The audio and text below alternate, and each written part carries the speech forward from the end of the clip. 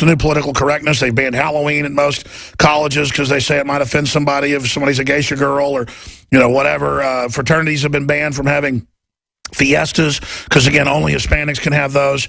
I ate Mexican food today. Does that mean I'm racist? I mean, this has reached a mind control level. I want your take on it, Joe, and then your take, Jakari.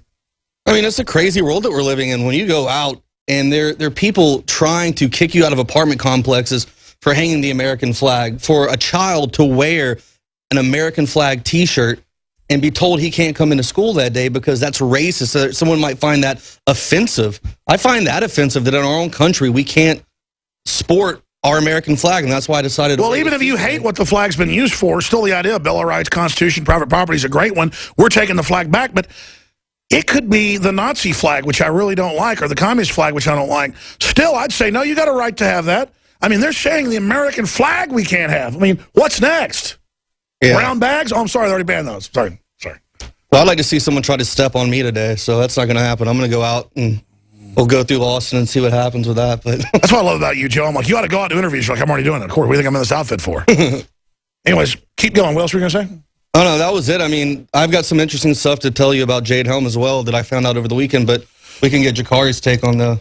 Oh, yeah, the flag thing. I remember we went out and did the interviews last year and talking to people about how they say it's racist and discriminatory to have the American flag in the United States. I can't imagine, going to some place like Russia, like, your flag is offensive, take it down. Yeah, they knock you upside the head. Yeah. Probably, yeah. Only in this country, only in America, can your own flag be considered racist? Can it be considered horrible? I mean, this is what our country is coming to. I mean, it's just mind-blowing. Well, I mean, the political left, the social engineers, what Ted Cruz calls the fascist left, they want to ban outrageous things, things that aren't outrageous, so it's outrageous to set the precedent. We tell you to jump, we tell you how high. Jakari? Yeah, that's right. Like, I guess we'd have to switch to that TSA flag of the guy getting his genitals punched because I guess that's the only thing that's acceptable now in the United States of America. Or an ostrich sticking its head in its own, what? Yeah. That should be the new American. Can we make a new American flag that is just an ostrich with its head, not in the sand, but in its Hillary? Yeah. I like that term. We should get a coin with that. Well, that's what we call... Okay, I'm going to stop right there. Okay, I'm out of control. I apologize. Let's get into Jade Helm from both your perspectives because you went out and covered it. What are the new developments we know as, I'm not exaggerating, every major news channel, hundreds of local stations around the country running the hoax that, A, we hate the troops. They have Republican leaders going, well, I'm sure sad they hate the troops. They don't deserve to be spit on like Vietnam. That was an actual quote from the former lieutenant governor on KVUE locally. So people think I want to spit on the troops now. And we say an imminent invasion's happening when we just said it's part of the conditioning. I mean, all the troops I come across are, pretty pro-InfoWars. I mean, That's why they're telling them we hate them, hoping that they believe that.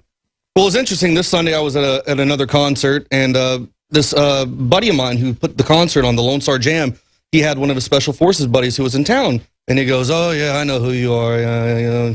He's like, you guys are a little out of control with this Jade Helm thing. And I was like, well, all right, well, let me get your take on it. And he goes, we've been running Jade Helm for 10 years in Germany. He said it's been going on in Germany for 10 years. It's an occupied country. Yeah. He says, we've been over there operating that. And he says, the reason we can't do it in Germany anymore is, quite frankly, the Obama administration just won't give us the money to go over there anymore. So that's a big angle. He says, we have to come here to America to do it now because they won't fund us. They won't give us the proper money that we do to go over there. And I said, well, why do you think a lot of people are upset? He's like, well, I guess someone up at the top made a mistake by labeling Texas as hostile. He said, we haven't got any good feedback, and I very seriously doubt we'll ever do this again here. Well, if they did it to fight tanks or something like the drills at Fort Bliss, because Stewart shows a Fort Bliss thing and it shows tanks being blown up. Well, that's legitimate training. Well, I mean, did you explain to him that we have the Army manuals where they're trying to take on veterans and stuff? Yeah, well, I mean, I asked him, too. I was like, have you heard about the asymmetric warfare training area called Fort A.P. Hill in Virginia?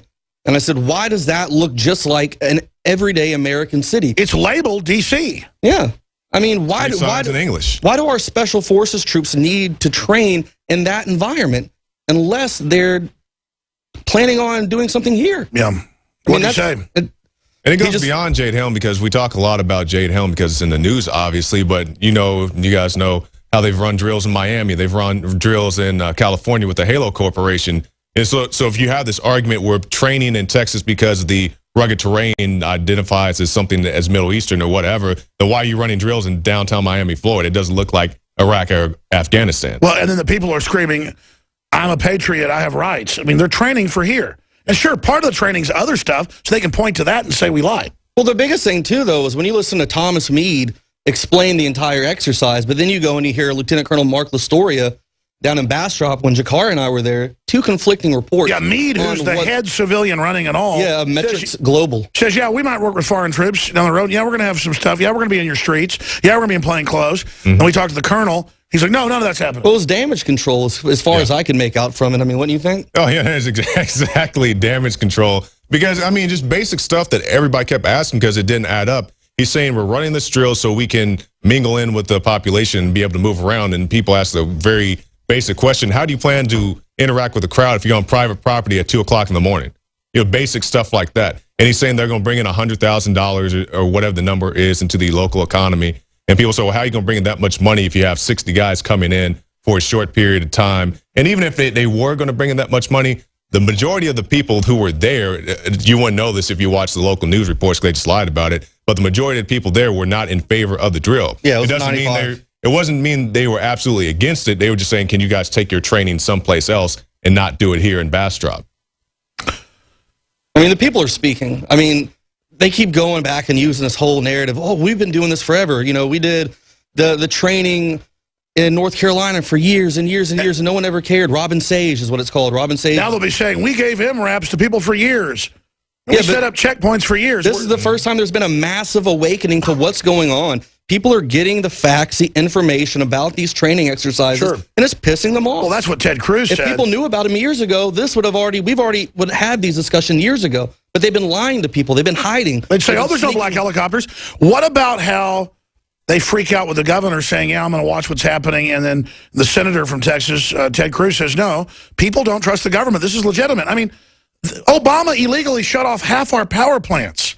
I mean, do anybody understand? Without any law, he just did it. People realize how much trouble we're in down here? Yeah, it does it all the time at midnight, somewhere where there's no one, no cameras around, nothing like that. He sneaks somewhere and he goes somewhere and does it. Anything that has to be hidden in the cover of darkness like that by our government is just out of control. Well, it's like the bipartisan treaty the Republicans are supporting that hands over all our rights. We got one subsection of 30. It totally takes over the internet. And they're fighting that Congress not get a copy of that. I mean, bipartisan want you to know what's going on. In California, they tell us in Richmond, California, oh, this is a dirty bomb drill. Negative. The reason you didn't want us to come there is because what you were really doing was practicing to take on constitutionalists. Yeah, the sovereign citizens. And we got the footage, and they lied to us. Exactly. You lied to us 500 times. I mean, we'd be crazy to listen to you. Guys, you've done a great job. I know you're going to go out and shoot some videos today. I hope one day was enough off. You're doing an amazing job.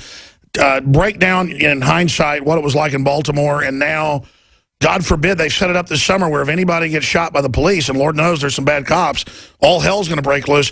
96% of people in a major poll believe that there could be, quote, race war coming this summer. Well, I mean, I don't think it's that. I think they're just trying to hype civil unrest. Where do you see this going? Well, I feel that the prosecutor, Marilyn Mosby, came out a little premature, a little early.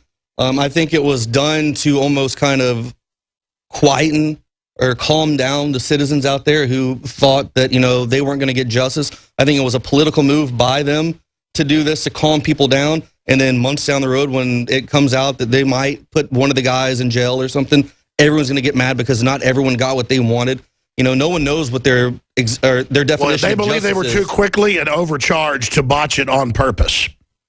I mean, I think that they just came out to quiet everyone down, and then the real chaos is going to happen when they actually have to come out. It goes to What court. did folks think that half the cops are black?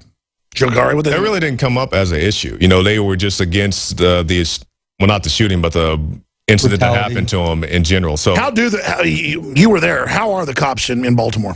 Honestly, I didn't have half the issue with these cops we had with the cops in Ferguson. Yeah. So I can't. The cops in Ferguson were pretty bad. Yeah, they were pretty bad. I don't know if it was because they had Ferguson to look to as or what not to do, but the people out there, even the National Guardsmen, I didn't interact with a lot of them, but the ones I met, they were very polite. Yes, sir. The guy even gave me a bottle of water. So they were much better behaved than what we saw in Ferguson, but at the same time. So they treated you guys like humans and didn't shoot you with rubber bullets again? No, when they shot a guy right next to it, this guy was riding his bike. I saw the video. He was like, just started wailing on him. Why?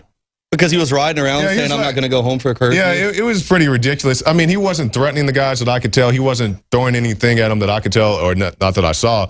And he was just riding around the circle like, hey, cops go home. They shot him in the butt with a rubber Yeah, he said, stop occupying my town. Yeah. Stop occupying our city. Get out of here. We don't need you here. And the thing about it was they weren't too keen on arresting people, at least the first night we were there. We got there, I think, on Tuesday, Wednesday. And they would more or less shoot you with a rubber bullet to kind of scare you off. They didn't rush out and arrest you and take you home. Now, we did, of course, see the footage of them snatching that guy and pulling him off in the MRAP or the Humvee and just driving off. I guess that was a rare occurrence. I didn't see too much of that going on. But by and large, the cops were better behaved. I mean, the people were too. I mean, all in all. I mean, you know, in Ferguson, people were saying, you know, screw this, F you, I'm not going home. When you tell me to, I'm grown. And they would stay out there and tussle and wrestle with the cops.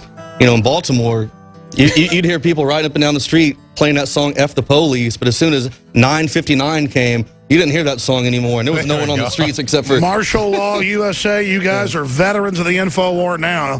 We've got to chronicle all the stuff you've done with the rest of the team. Great job. Calls coming up. I'm Alex Jones. Reality on tape, and then come in and federalize them. Here's the video of your TV viewer. I'll describe it for radio listeners.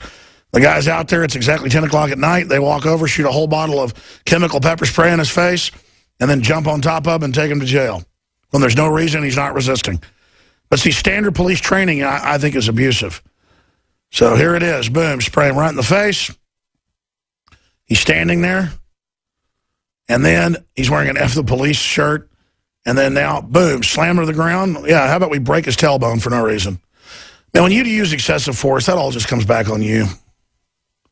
And now they jump on top of him. I mean, this is just ridiculous. But that's what a police state looks like. But, oh, there's no militarization of police. Oh, there's no curfew. There's no MRAPs. There's not a problem in America. And the White House is there stirring the whole thing up. I don't like what the police are doing, but I'm not playing into the whole mind game of a civil war so we can be federalized and have the UN take over. Joseph, and then we'll talk to Truth Raider, then Casey, Anthony, and Malachi. Go ahead, Josh. Thanks for holding so long. You're on the air. Hey, Alex.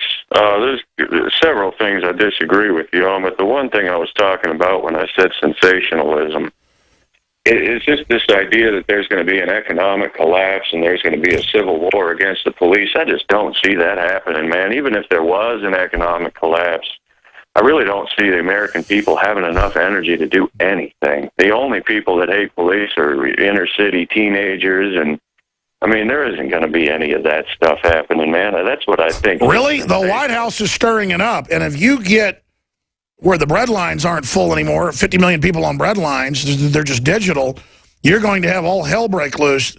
The globalists have done this in other countries. It's in an IMF plan that got leaked in 2002. It's in my book, Descent into Tyranny. It's free online. But it was in the London Guardian. Their plan to destabilize countries with economic collapse. It's called Cloward and Piven. It's one program of many. And it's impossible to ever pay off all these debts. They've signed us on to all these derivatives. They're creating social unrest. I mean, when I say civil war, I mean in pockets around the country, a slow burn civil war. I wanted to say was something that you had mentioned earlier in the show, probably about an hour ago, right before you went to one of the breaks. You said that these military guys they're not going to follow orders to take guns and they're not going to fire on the American people. I disagree with that, because a lot of these military guys that I've known in my life, I was 18 years old when 9/11 happened, so half the dudes I grew up with were military. I wasn't. You know, but a lot of these guys, they don't understand that gun rack, apple pie, free range America. They don't understand it. They really do view it as being terrorist. And if they're ordered to fire on the American people, I guarantee you they will. Sure. We're talking about a lot of Americans that, it was like more like 20%, the caller said 40%, that defected with atrocities the U.S. committed inside Mexico. Because the U.S. didn't just kick Mexico out of Oklahoma and Texas. They marched all the way down to Mexico City to the halls of Montezuma. They just slaughtered. They smashed 4 or 5 armies and then just started raping and killing. And that's what a lot of armies do. And then a bunch of people defected and fought that. That's what the guy was talking about. And so I wasn't saying they'd all defect, but I know the military, and I know the ones that actually engage in the combat. Now, there is a lot of gang infiltration, white supremacists, black supremacists, you name it, in the military. Military's in trouble. But I don't think the military is going to go along with all this. That's why they're shifted to drones and robots and autonomous vehicles.